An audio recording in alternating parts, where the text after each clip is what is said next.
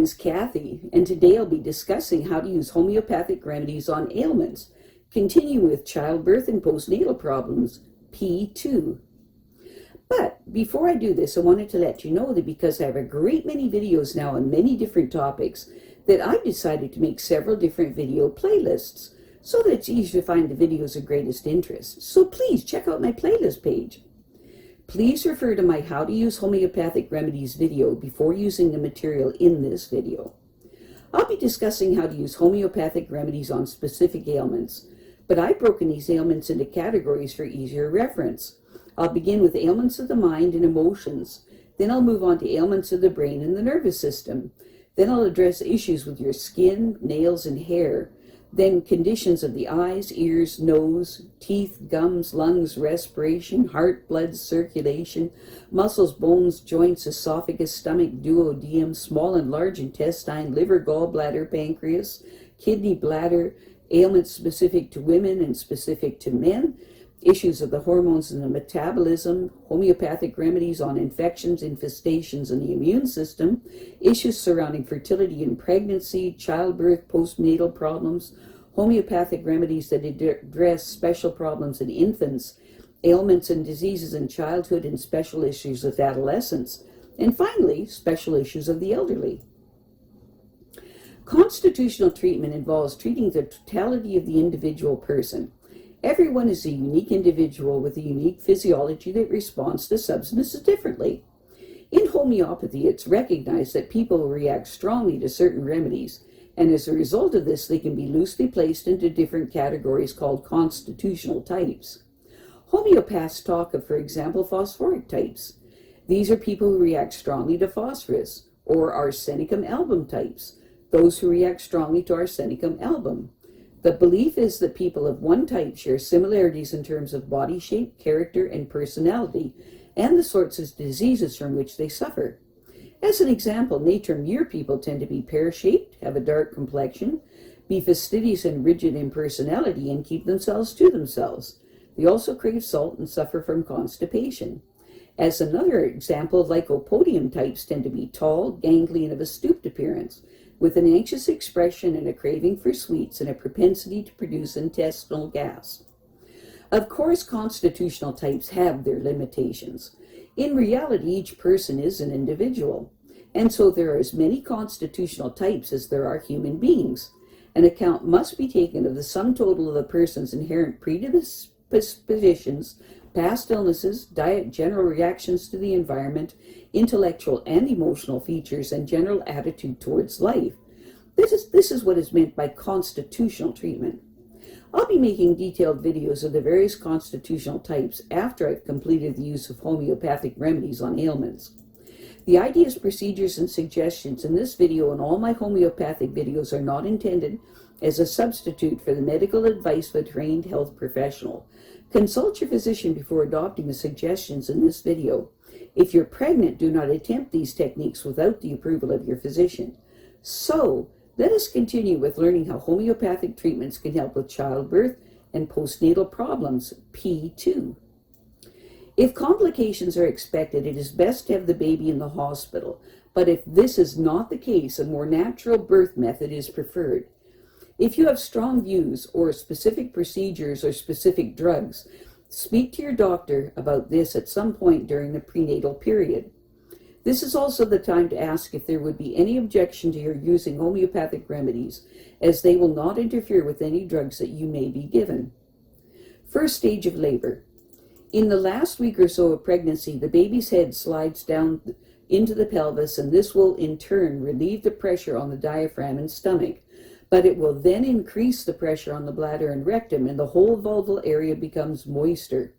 Most expectant mothers will probably have felt twinges of pain in the past few weeks of pregnancy, but as labor approaches, these will become more insistent, more frequent, and more regular. The expectant mother may also feel trembly and chilly. Now is the time to telephone the doctor or the hospital. A sure sign that labor has started is the show, which is a discharge of blood and fluid as the pelvic plug, the protective plug of tissue in the cervix, is shed. At the same time or shortly afterward, the membranes around the baby will rupture, resulting in a trickle or sudden flood of fluid called the waters. As labor proceeds, the expectant mother's pulse will become harder and faster, and her mouth may feel dry. Restlessness, nausea, and sometimes vomiting are also quite common features of this first stage of labor, especially at the transition, where things may come to a halt before the second stage of labor begins. During this first stage of labor, the cervix or neck of the uterus opens and is pulled upward so that the uterus, cervix, and vagina form a single tube or birth canal. Once in the hospital or when the midwife arrives, the expectant mother will be given a vaginal examination to assess how close she is to giving birth, and possibly an enema given to empty her bowels. The old-fashioned habit of shaving the pubic hair is not necessary to prevent infection. The first stage of labor usually lasts about 12 hours in a first pregnancy and 6 hours in a second, but there are no hard and fast rules. Sometimes the first stage may take up to 24 hours or even longer. Sometimes this first stage of labor only lasts for a few minutes. Second stage of labor. The second stage of labor usually lasts an hour or so in first pregnancies, and about half an hour the second or third time around. The contractions become stronger, and the expectant mother feels the urge to push. It is time now for the expectant mother to push with the contractions and rest between them. It is common for the expectant mother to feel her bowels are going to open. This is because the baby's head is pushing against her rectum. It is important for her not to let this stop her from pushing. As the head comes down, the birth canal is ready to escape from the pelvis. The expectant mother needs to go into panting respiration. The midwife, doctor, or other helper will control the head so that it slips through the vagina without stretching it too much or causing splitting. If there is a fear that the vagina will be badly torn, she may need an episiotomy, which is an incision in the skin of the vagina under local anesthetic. However, with good control and gentle massage of the vaginal skin, an episiotomy is often not necessary, though in some cases it is to the advantage of mother and baby. This is something you should discuss with the midwife or doctor beforehand. Once the head emerges, the shoulders and body soon follow. The baby can then be delivered onto the new mother's abdomen. Breathing is started by clearing the baby's airways of mucus and tipping its head down. The cord need not be clamped and cut until it is stopped pulsating, unless it is around the baby's neck. Third stage of labor. This takes another 30 minutes or so and is marked by an increase in bleeding as the placenta or afterbirth is delivered. The midwife or doctor usually pulls gently on the cord while pushing gently on the womb. The new mother may be given an injection of pyocin, which is derived from the same source as the homeopathic remedy Secale, to make the womb contract and prevent excessive bleeding. This is a good time for the new mother to bond with the baby and have a quiet cuddle and offer the breast. Baby check. Immediately after birth, the midwife or doctor will check to see that the baby is all right, although a more thorough check will be done later. The baby's facial features will be checked for Down syndrome, genitals inspected for doubtful sex, and fingers and toes counted in the back will be checked for signs of spina bifida, which is indicated by hairy patches or missing skin at the base of the spine, and the navel for signs of diaphragmatic hernia. The anus will be examined to make sure that it is open. A finger will be put in the baby's mouth to check for cleft palate, and the hips and feet will be checked for congenital dislocation or club foot. After birth. Once the baby has been settled, the new mother will be washed or asked to take a shower, bathing her vaginal area with Arnica solutions. 10 drops of mother tincture to a half a pint of warm water will take away some of the soreness and promote healing. After that, the new mother should be allowed to sleep, or at least to be very quiet and tranquil. At this time, well-meaning visitors and telephone calls can be very exhausting. The new mother will probably not feel very hungry for a day or two. Thin vegetable soup is good on the first day, with salads and fruit on the second, and a return to her normal diet on the third. Tea, coffee, chamomile tea, and wine are best avoided. The most important nutrients in the weeks after birth are iron to make up for lost blood and protein to aid healing, and calcium if the new mother is breastfeeding. A mixture of blood, fluid, and mucus are discharged from the womb in the days immediately following delivery. After pains are common at this time and tend to be worse if labor has been relatively easy. It is quite normal for the new mother to feel very weary and stiff. Some women also find themselves perspiring a lot. Within 12 to 15 days, the womb starts to return to normal size. After an episiotomy or tear, the vulva and vagina will take several weeks to heal. Periods usually restart 6 to 8 weeks after delivery, but may not reappear for several months if the new mother is breastfeeding. Position in the last few weeks of pregnancy. The face-forward position usually causes prolonged labor and severe backache. Backache labor, the buttocks down or breech position, can make delivery extremely difficult, since the buttocks do not enlarge the birth canal sufficiently for the head to follow easily. In these and other forms of malpresentation, the baby may have to be delivered by C-section. Discharge from the uterus, lochia.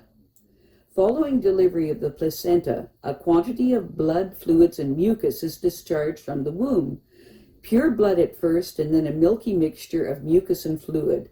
If the discharge is very scanty or very copious, see the midwife or doctor. In the meantime, try one of the remedies that follow. Specific remedies to be taken every hour for up to 10 doses. Scanty discharge, red in color, made even scantier by strong emotions or exposure to cold. Use Aconite 30C. Scanty discharge, diarrhea, abdominal pain, headache, or toothache. Use Chamomilla 30C. Scanty discharge, distended abdomen. Use Colocynth 30C. Scanty discharge, delirious behavior. Use Belladonna 30C. Scanty discharge, desire for sex. Use Platinum 30C. Copious bloody discharge. Use Secale 30C. If no response to Secale and the whole vulval area is extremely sensitive, use Platinum 30C. Discharge very slow. Use Calcarea 30C. Discharge very slow. Woman feels worn out. Use China 30C. Excessive discharge after overexertion. Use Arnica 30C. Profuse discharge made worse by chamomile tea. Use Coffea 30C. Profuse discharge made worse by coffee and alcohol. Use Nux 30C. Profuse milky discharge. Use Pulsatilla 30C. Profuse milky discharge that becomes blood. Use Calcarea 30C. Bearing down sensation in the womb. Milky discharge that becomes streaked with pus or feeling generally chilly with cold, clammy extremities. Use Sepia 30C. Sweating, increased saliva, offensive smell, discharge. Sensitive to heat and cold, use Mercurius 30C. Excessive milky discharge with putrid smell, use Carbo 30C.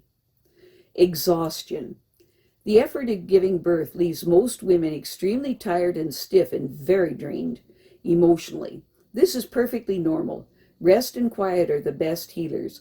However, one of the remedies that follow may be helpful. If there is no improvement within 3 days, and there are no complications, see your doctor. Specific remedies to be taken 4 times daily for up to 3 days. Exhaustion follows profuse sweating or loss of blood. Use China 30C. Exhaustion accompanied by profuse sweating. Use Carbo 30C. Exhaustion accompanied by hair loss. Use Calcarea 30C. Distended abdomen, bearing down pains, use Sepia 30C. Distended abdomen, spasmodic abdominal pain, use Colocynth 30C. I have a great many videos now on many different topics, and so I decided to make several different video playlists so that it's easy to find the videos of greatest interest. So please check out my playlist page. Well, that's it for now. To stay up to date with my latest videos, make sure to subscribe to this free YouTube channel. by clicking the red subscribe button right below this video. Take care.